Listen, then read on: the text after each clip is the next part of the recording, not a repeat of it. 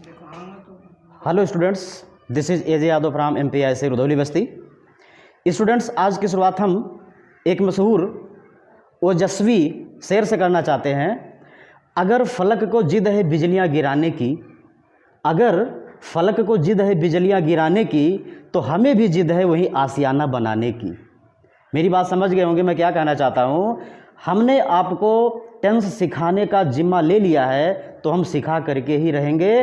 बस आप लोग ईमानदारी पूर्वक, धैर्यपूर्वक मेरा साथ देते रहें और वीडियो को क्रम से देखते रहें। यानी शुरू से जो हमने पहला वीडियो डाला है वहाँ से आप टेंस की शुरुआत से सारे वीडियो देखते रहें, तो आपको सारी समस्याओं से मैं अगर मुक्ति ना दिला दूँ तो मेरा नाम बदल देना। आज का हमारा टॉपिक है बच्चों पास्ट परफेक्ट टेंस। पिछले वीडियो में हमने आपको पास्ट कंटिन्यूअस पढ़ाया था, आज हम आपको पढ़ाने जा रहे हैं पास्ट परफेक्ट टेंस।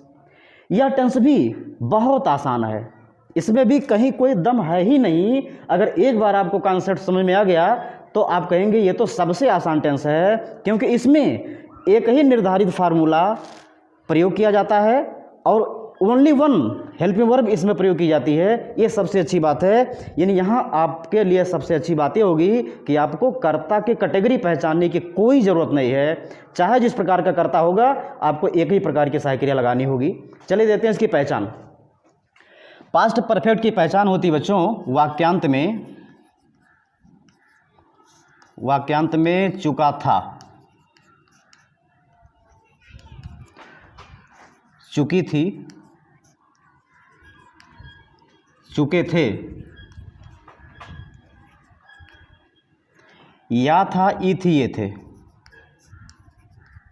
या था, ई थी, ये थे, ETC। बच्चों एक चीज़ यहाँ ध्यान देने की ज़रूरत है कि पास्ट परफेक्ट की जो हमने आपको सिम्टम्स, जो पहचान हमने बताए कि इसके हिंदी वाक्य के अंत में चुका था, चुकी थी, चुके थे, या था, ये थी, ये थे आदि आता है। केवल इसी पर आप डिपेंड मत रहिएगा, इनके अलावा भी कुछ वर्ड्स प्रयोग में आते हैं। तो अभी आपको जब हम एग्जाम्पल बताएंगे तो आप समझ जाएंगे कि ऐसे कौन कौन से वर्ड्स हैं जो आते हैं इसकी पहचान के अंतर्गत।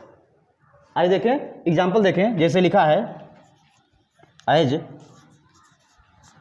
वह खा चुका है, खा चुका था, वह खा चुका था, प्रश्न चिन्ह, वह खा चुका था। अब इसमें देखिए चुका था आ गया है और कर्ता हुआ है।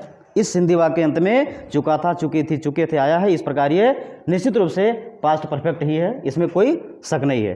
अब इसके अनुवाद का नियम देखें, बेहद साधारण नियम इसका है। इसमें अनुवाद का नियम कुछ इस प्रकार है। अनुवाद का नियम, इसमें सभी कर्ता के साथ, सभी कर्ता में आप समझे रहे हैं कि कौन कौन है, फर्स्ट कर्ता, सेकंड कर्ता और थर्ड कर्ता, इनके सारे ग्रुप, सभी कर्ता के साथ हम हेड सहायक्रिया का प्रयोग करके V3 का प्रयोग करते हैं। बिल्कुल एक लाइन का फार्मूला है और ये सदाबहार फार्मूला। सदाबहार का तात्पर्य हुआ बच्चों कि यह सभी प्रकार के नियमों में, चाहे अफर्मेटिव हो, चाहे नेगेटिव हो, चाहे इंट्रोगेटिव हो, चाहे जिस प्रकार का वाक्य होगा, हमेशा आपको यही फार्मूला अप्लाई करना होगा और यह हमेशा लगेगा, इसमें कभी परिवर्तन ही नहीं होना है। तो सबसे अच्छी बात है कि आपको कर्ता की कैटेगरी जानने की कोई ज़रूरत नहीं है। चाहे आई हो, चाहे वी हो, चाहे यू हो, चाहे थर्ड पर्सन सिंगुलर नंबर हो, चाहे थर्ड पर्सन प्लूरल नंबर हो, सभी कर्ताओं के साथ only one helping verb had प्रयोग किया जाएगा and the third form of the verb will be always used in all the sentences. बस यही इसका सीधा सा सिंपल फार्मूला है। इतनी बात अगर समझ में आ गई है तो आपको कोई समस्या नहीं होगी। चलिए एग्जाम्पल की तरफ हम लोग बढ़ते हैं, एक्सपेरिमेंट करते हैं। हमने आपको एग्जाम्पल दिया है, वह खा चुका है, वह खा चुका है, वह खा चुका था, सॉरी प्रेजेंट निकल गया मेरे मुंह से, वह खा चुका था। अब इसका अनुवाद करने के लिए आपको सबसे पहले कर्ता सेलेक्ट करना होता है। हमने आपको कर्ता सेलेक्ट करने की विधि बताया है कि वाक्य में जिसके द्वारा कार्य किया जाता हो उसी को तो हम कर्ता कहते हैं। इतना तो आप जानते ही हैं, आप लोग 6 टेंस पढ़ चुके हैं इसके पहले। आप लोग मुझे लगता है पूरी तरह से मैच्योर हो चुके होंगे। अगर इसके पहले वाले वीडियो नहीं देखे हैं तो आप वीडियो नंबर 1 से देखना शुरू करिएगा, तो आपको समझने में कहीं कोई दिक्कत नहीं आएगी। तो सबसे पहले हम कर्ता सेलेक्ट कर लें। ये आपका कर्ता हो गया ही। हमने अभी बताया कि all the subjects follow had, यानी सभी कर्ताओं के साथ हैड का प्रयोग करना है तो इसके साथ हैड का प्रयोग कर दीजिए। जब इकलौती सहायक क्रिया है तो सभी कर्ताओं के साथ इसका तालमेल तो करना जरूरी है, तो हमने हैड प्रयोग कर दिया। अब हमें थर्ड फॉर्म लगाना है। ईट का थर्ड फॉर्म ईटन होता है, आपको प्रेजेंट परफेक्ट में हमने बताया था। बच्चों हमने थर्ड फॉर्म के बारे में एक जानकारी दिया था कि थर्ड फॉर्म बनाने के लिए कोई निश्चित फार्मूला प्रयोग नहीं किया जाता है। यह आपको अभ्यास करते करते समझ में आएगा, क्योंकि गणित की तरह है। जिस प्रकार गणित में 2 और 2 4 ही होते हैं, अंग्रेजी में नहीं होता है। But most of the verb follow ED और EN to make third form.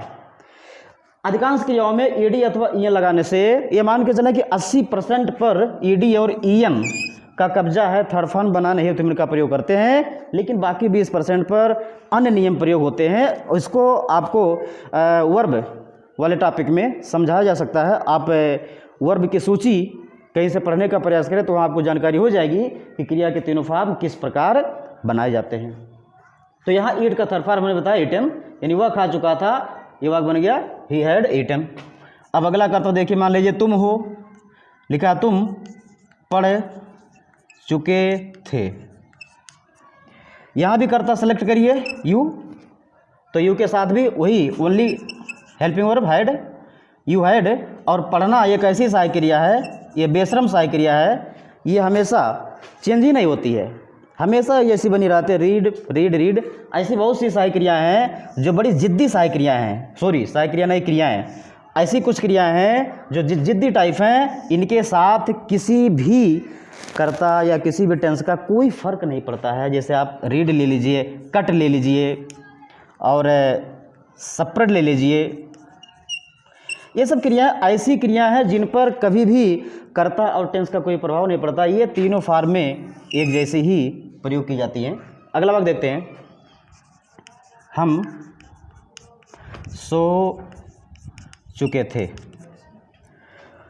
हम सो चुके थे तो आपको कर्ता फिर सेलेक्ट करना भी, और इसके साथ वही सहायक क्रिया हैड, और आपको स्लीप का थर्ड फॉर्म याद करना पड़ेगा बच्चों, सेलेक्ट होता है।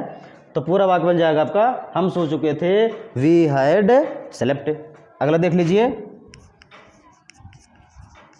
शिक्षक कक्षा में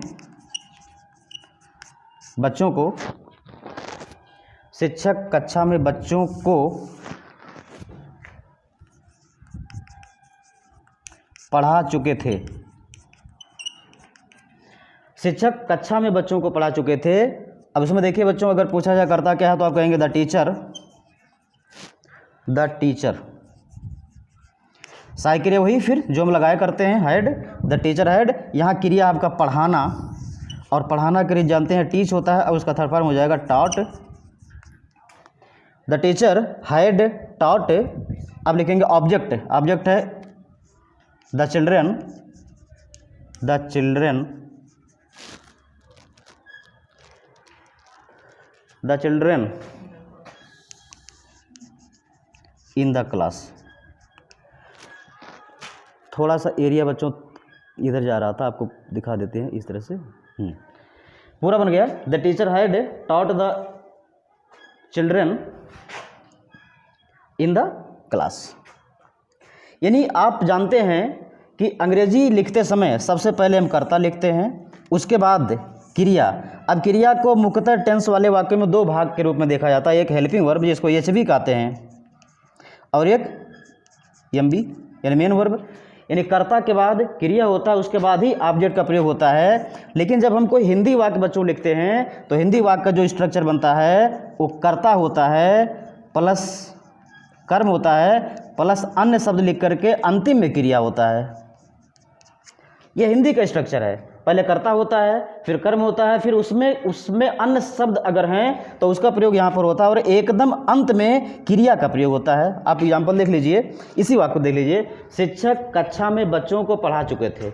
सबसे पहले कर्ता होता है, देखिए यहाँ कर्ता है, सबसे अंत में क्रिया है, तो बिल्कुल यहाँ सबसे अंत में पढ़ा चुके थे, ये क्रिया है। और देखिए कर्ता के बाद कर्म होता है, शिक्षक कक्षा में बच्चों को, ये जो बच्चों को यहाँ भी लिखा जा सकता था, शिक्षक बच्चों को कक्षा में पढ़ा चुके थे, यानी इसका स्ट्रक्चर ये कर्ता प्लस कर्म प्लस अन्य शब्द और अंत में क्रिया होता है। लेकिन अंग्रेजी में उल्टा होता है, अंग्रेजी में पहले कर्ता तब तुरंत क्रिया, उसके बाद यदि ऑब्जेक्ट है तो कर्म और उसके बाद अन्य शब्द लिखा जाता है, इसका स्ट्रक्चर होता है।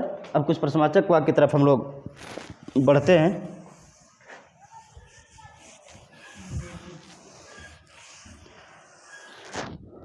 कुछ प्रश्नवाचक और इंट्रोगेटिव और नेगेटिव, इन इंट्रोगेटिव नेगेटिव को सेंटेंस आप देख लीजिए। वह अंग्रेजी नहीं सीखा था। चलिए बच्चों, हम आप लोगों को उलझाने का प्रयास कर रहे हैं।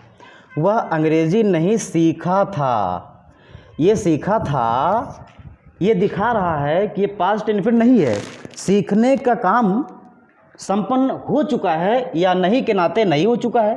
अर्थात यहाँ वर्क का कंप्लीशन दिखाया जा रहा है, वर्क कंप्लीट अवस्था में दिखाया जा रहा है, इसलिए it is also past perfect और यहाँ सीखना का थर्ड फॉर्म आपको लिखना पड़ेगा।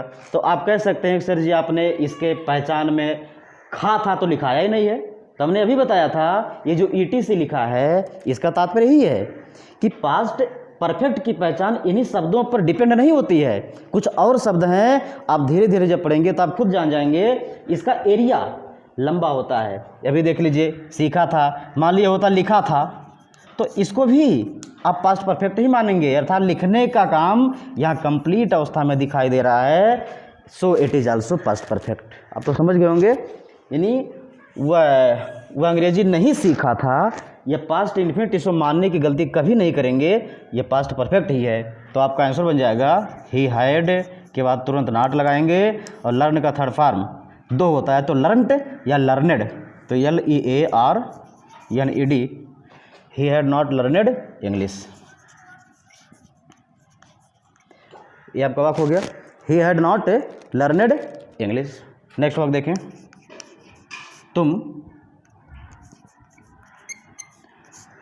बस्ती नहीं गए थे, तुम बस्ती नहीं गए थे। अब इस वाक्य को देख लीजिए, तुम बस्ती नहीं गए थे तो कर्ता हो जाएगा यू, साइक्रिया वही इकलौती हैड नॉट और थर्ड फॉर्म जाना को हो जाता है gone to Basti. You had not gone to Basti. चलिए इंट्रोगेटिव पर देखते हैं, क्या सोनू मिठाई खरीद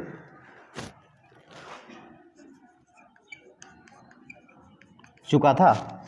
क्या सोनू मिठाई खरीद चुका था? तो आपको बताया गया था स्टूडेंट्स कि जब किसी वाक्य में क्या सबसे पहले आ जाता हो तो हम क्या करते हैं, सहायक क्रिया पहले लिख देते हैं, और इसमें एक ही सहायक क्रिया है तो उसको पहले कर दीजिए, हैड सोनू और थर्ड फॉर्म हो जाएगा खरीदना का बॉट द स्वीट्स, मिठाई का हो जाएगा स्वीट्स, प्रश्नवाची लास्ट में हो जाएगा, यानी पूरा बन जाएगा had Sonu bought the sweets. अब अगला वाक्य देख लें,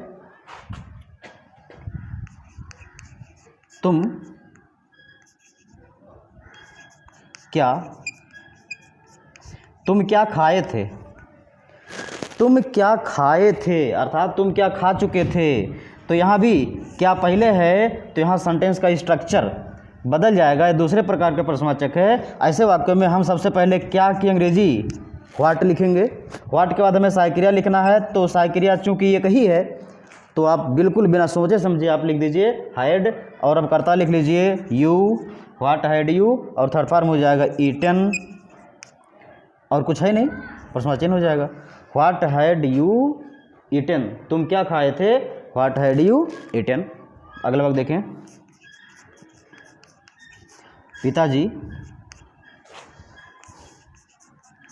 पिताजी क्यों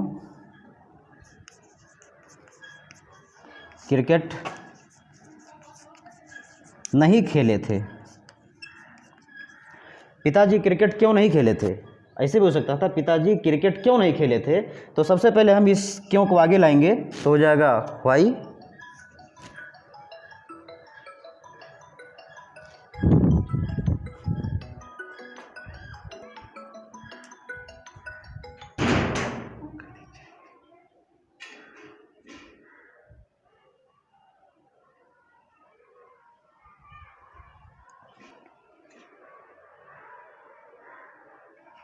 तो पिताजी क्यों क्रिकेट नहीं खेले थे या पिताजी क्रिकेट क्यों नहीं खेले थे, इसके लिए देखें सबसे पहले आपको लिखना पड़ेगा क्यों, यानी व्हाई। अब व्हाई के बाद हमें वही सहायक क्रिया लगाना है, व्हाई हैड। आपका सब्जेक्ट है द फादर, और चूँकि इसमें नॉट भी आया है तो यहाँ नॉट लिख दीजिए, why had the father not, और थर्ड फॉर्म हो जाएगा आपका प्लेड। बचा क्या, क्रिकेट, प्रश्न चिन्ह, why had the father not played cricket. तो स्टूडेंट्स ये बहुत ही आसान टेंस आपको लगा होगा, इस टेंस में कहीं कोई दम है ही नहीं, ये आपको खुद दिखाई पड़ा होगा।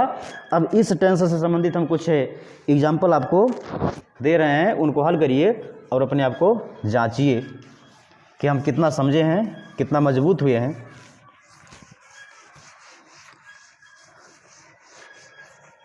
तो बच्चों है ना सबसे आसान टेंस ये, क्योंकि एक ही सहायक क्रिया है इसलिए एक सहायक क्रिया होने के नाते टेंस बहुत आसान लगता है। बस आपको समस्या अगर आती है तो ओनली थर्ड फॉर्म लगाने में समस्या आती है, लेकिन वो भी कोई समस्या नहीं मानी जाएगी, वो आप एक्सरसाइज के माध्यम से धीरे धीरे उसमें मजबूती हासिल कर लेंगे। पहला भाग देखें, वह पढ़ चुका था। दूसरा है हम मिठाई खा चुके थे। तीसरा है तुम कहाँ गए थे।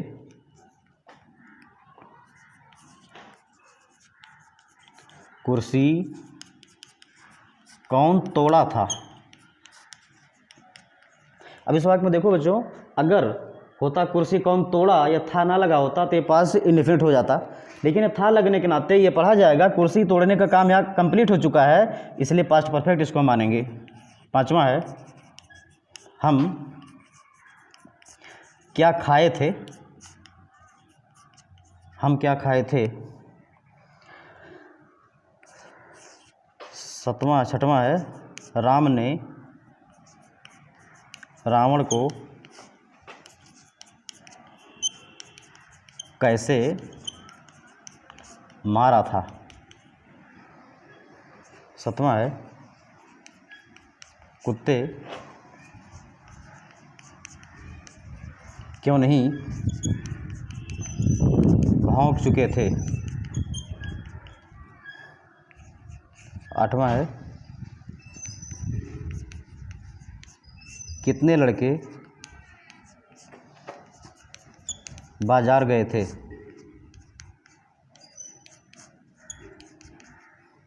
कितने लड़के बाजार गए थे। नौवां वाक्य है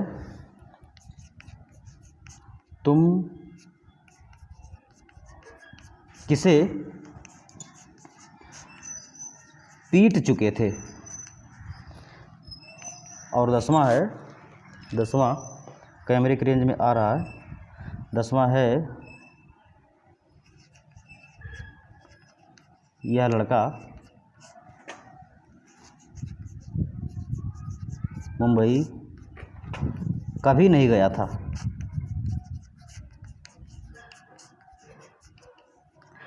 यह लड़का मुंबई कभी नहीं गया था। बच्चों ये 10 वाक्य आप लोग अपने आप हल करिएगा और देखिएगा कि आप कितने मजबूत हुए हैं। तो ये टेंस आपका ख़त्म हो गया। कल हम आपको अगला टेंस यानी past perfect continuous tense number 8 पढ़ाएंगे। तब तक आप लोग नोट बनाते रहें, पढ़ते रहें, समझते रहें। जहाँ कोई समस्या हो हमसे संपर्क करते रहें। धन्यवाद।